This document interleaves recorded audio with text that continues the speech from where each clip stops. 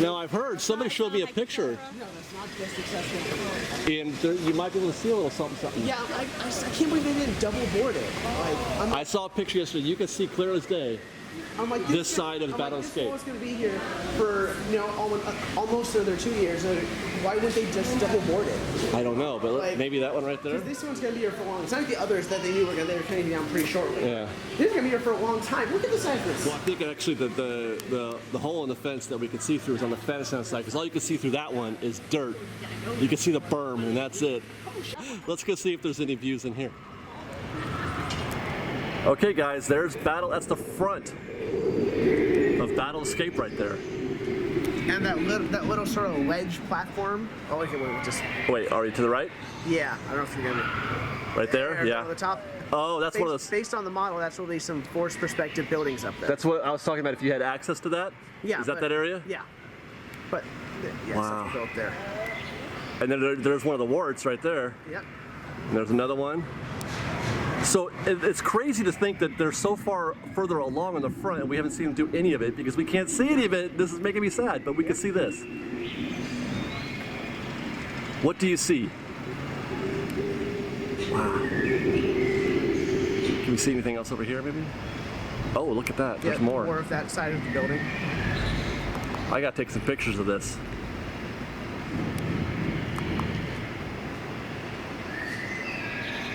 Let's get a good look, Fresh Baked. This is as good as it's been in a long time. And that's as good as it's going to be for another Yeah. year and a half to 2 years.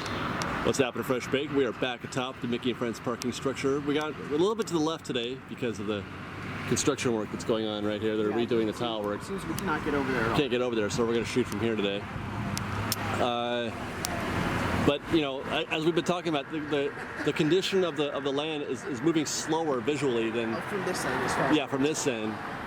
Interesting though, Ian, that you know, this morning we got to see the other side of the building for the first time. Yeah, and since we were actually at ground level, we had a sense of actually looking up and like, oh wow, that's massive. And we also saw there's a fully completed. Well, I wouldn't say complete, but there's a more solid-looking wall on the side. It's a concrete wall on the other side of this building. There's a solid-looking wall on the about where those the cross whatever that they're doing over here. But on the other side. But on the other side is concrete. Yeah. They finished it. Finished it-ish. Let me zoom in here a little bit. So that's what we have to look forward to is a giant concrete building. Once it gets to the point where it's fully closed, things are going I keep expecting this building to look like Star Wars Land, when it's done. But the first thing we're going to get is the world's biggest Costco for a little while. You know what I mean? Yeah. Like that's what we're going to get at first. big old IKEA. It's just a giant block of a building.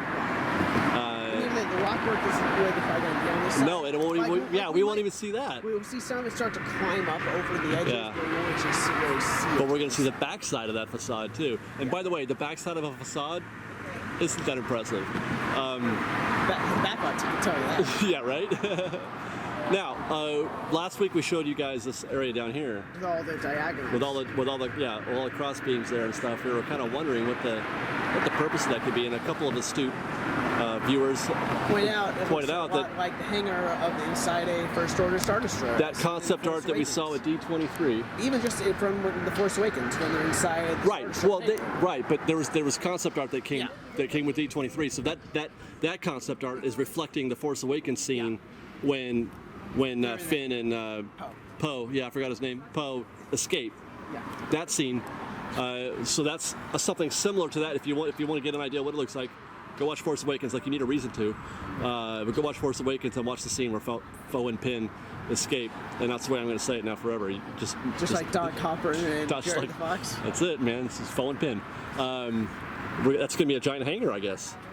Yeah, I mean, it certainly looks like. I mean, you'd be coming out of part of the. That's like the beginning then of the attraction. It's like us. Now, do you imagine? Somebody was suggesting. Mm-hmm. Now I don't know if this can't be because it would be. He was suggesting that what the collider is was a situation where that's them taking off and going out into space. No. My understanding is that the Super Collider is just a clever, exciting part of Q. But probably passenger conveyance, maybe. You think? I mean, it sounds like, again, something clever, not the same type of thing as the stretch room, but something clever. Right. Like how that's a sneaky way of moving guests. Not necessarily. And also moving show along at the same time. There could be some show elements. Yeah, well, I'm sure. But it's not going to be. Well, who knows? But anyway, it's going to take you from there into the hangar. Into the hangar. Well, you can see towards the edge of the building, there's a portion where there aren't as many diagonal beams. I'm assuming that might be where the vehicle. So you're coming in this way, and then you're going to move in, and then it'll slide to this. Oh God. Because otherwise, the vehicle has to get in and out. Yeah. So there you go. That's that. Otherwise, visually, there's not a whole lot of things to like see and look at what they're doing here. They've made a lot of progress on this thing over here, obviously. The Q Annex. The Q Annex, yeah. I mean, this is completely closed up. It's big. It's funny how we kind of lose track of stuff. I have no idea where the pool is anymore, and I've lost track of the Collider. It's funny how obviously I know the building's gotten bigger, but because it just keeps incrementally getting bigger, and then with portions of the back keep moving along with it. Was it always that big? I'm like, no, it used to be way over there. Yeah, I know. But just that sense of position, you lose it week to week. I keep wanting to put the Collider here where the Annex is. Yeah. But no, the Collider's inside the building now, basically. I mean, the building isn't going over it, but it's within the perimeter of the proper battle escape structure. And we can't see anything beyond now. Well, I mean, from here, it's very difficult to see anything at the Millennium Falcon. Not even. Falcon. If we go all the way down, we'll see. Yeah, we'll have to go down in the end. But like normally, we can see a little bit from the other side, where we normally film from. You could kind of see where the carousels were going to be. Yeah. When I was here on Wednesday, getting a close up of what's happening at the the Millennium Falcon and that peak right there, there were 40 guys. Just all up on there. Just all. I mean, up and in it, around it, just all kinds of activity going on in that thing. They were really working at it. I heard a rumor, Ian. Yeah. That your name is on that building. Oh, I don't know if the beam gonna be up yet, but so last week you mentioned that there was a beam for all the cast members to come and sign. They'll go into the highest point of the land. Yeah. And a friend of mine, Francis Dominic, he just put my name up on there for me. And he's like, he messaged me a day later saying, "Can you give me your email and you send me some pictures?" I'm like, "Sure." I'm like, "Oh, you got a picture of it too?" Yeah. Dog. So my name is up on the beam. Forever. You're forever going to be at the highest point of Star Wars. Inside Star Wars land. Yeah, no kidding. That's pretty epic. Yeah, so there you go. I mean, it's kind of like I said, it's hard to see any visual progress here. I mean, there are astute viewers out there, people who are in this business or whatever, who could probably spot things that we can't spot. It's also part of our perspective, right. Well, that's the thing, is that we're only getting the backside, and just the distance and angle we're at makes it hard to pick things out. It was great for the first year and a half. We had a great view of them moving the dirt around. It's just getting worse and worse every week, man. And I told you they weren't going to need to scrim this structure because the building would do the job for it. They don't have to worry about us seeing what's going on. We're going to get a better view from that crack in the wall of Star Wars Land than we would here now. Until some of the actual market buildings go up. That's true, yeah. But I mean, well, we'll see. I don't know. Well, because the Fantasyland one, you go through that tunnel, then make an immediate right-hand turn, then you get into the market. So when that wall goes up, that'll block that. Yeah.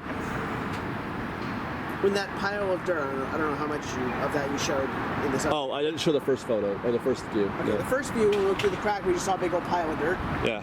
When that starts getting built, you might see a little bit there. But you think? But they might they might get smart and actually tar or double board those walls. I don't know why they didn't. Since those are going to be there for a while. But then again, I almost kind of feel like that's the idea. If they want us to be able to take a peek, they put proper holes in there. Maybe not. Well, remember, we didn't always have a proper hole before. They kind of the holes changed. And they put tarps up to try to stop everyone from looking. Yeah, but then it just seems like there's always one good sized. I think it's going to happen. I think it's going to happen. We'll see. I think they want us to peek a little bit. It builds more excitement. There's one guy in there working.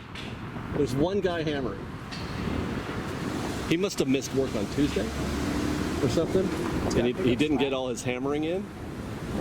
So he came in on Saturday. I don't know where. He's somewhere in there. There's a guy in there. Maybe he's calling for help.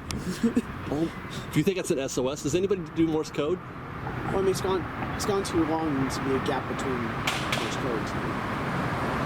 Could be a paragraph. You started a new paragraph. That's 2 carriage returns. And now someone's responding to something down below us. I don't know. This is the part where everybody who hates our show is like, shut up, you two. Yeah. Again, you know, our midweek reports are quiet. Yeah. And there's also other channels that are quiet. Check us out on Wednesday. I don't say a word, okay? And if that's still too much, she's in Los Angeles. There you go. She's in LA. There you go. And you can see the smoke coming off the Mark Twain over there. All right. I don't really have much else to report here. And you? No, I don't have any new information I've read or anything like that. There's nothing that stands out to note. It all looks like it did last week. We addressed the section looking like the hangar from the Star Destroyer already. Should we just talk about Star Wars and the prequels? I feel like we've done that enough. We're good. All right. Well, then in that case, let's go. Bye, Fresh Baked. Bye.